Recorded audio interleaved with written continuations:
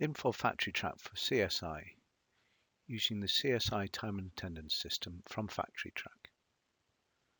The CSI Shop Floor module allows Factory Track shop floor users to collect and record time and attendance data for the CSI Attendance module.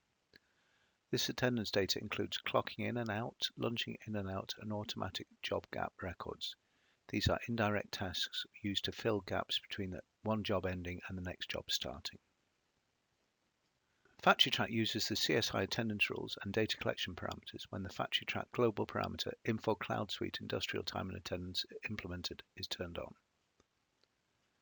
Since the shop floor CSI attendance works with the CSI attendance modules, there are several CSI attendance parameters that impact how shop floor collects the attendance data. These CSI parameters are on the CSI data collection parameters, employees, and shift codes forms. On the CSI data collection parameters form, the parameters job grace time, daily weekly limit, overtime limit, and double time limit are used by Factory Track when collecting the CSI attendance data. The job grace time parameter is an integer that represents the grace time in minutes between one job ending and the next job starting before a gap record is created as an indirect task.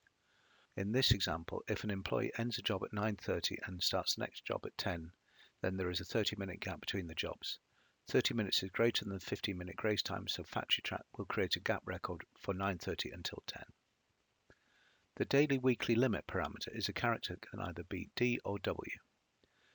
This represents whether the employee's time limits are calculated on a daily or a weekly basis.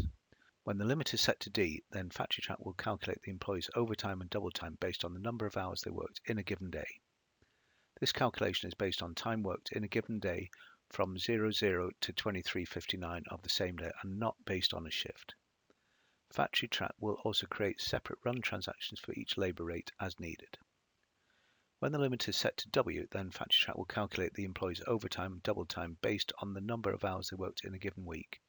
This calculation is based on the time worked from Sunday to Saturday and is not based on a shift. Should be noted at this point that time calculations based on a shift is a capability of the Time Track module and is a major difference between the two time and attendance systems. The overtime and double time parameter is an integer that represents the number of hours an employee must reach before their pay rate is increased. These parameters are also directly related to the daily weekly limit parameter. For example, when the daily weekly limit is set to daily and the overtime is set to 8, if the employee works 8 hours or less in a given day, Factory Track will use their standard pay rate. However, as soon as they work more than 8 hours in a given day, Factory Track will use their overtime rate. On the CSI employees form, the parameter automatic lunch clockout is used by Factory Track to determine when Factory Track should automatically create a lunch record. This parameter, along with the lunch start and end times on the CSI shift codes, are used to create the automatic lunch records. On the CSI shift codes form, the shift start and end times, early in, late out, and late in, early out parameters are used by Factory Track to make adjustments to the employee's shift time and create shift gap records when needed.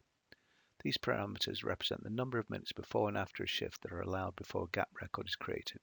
For example, the shift start is 8 o'clock and the shift early in 20 minutes. The employee at 7:55, the clock in time is adjusted to 8 o'clock. Same parameter, the employee clocks in at 7:30. This is more than 20 minutes early, so the employee is clocked in at 7:30.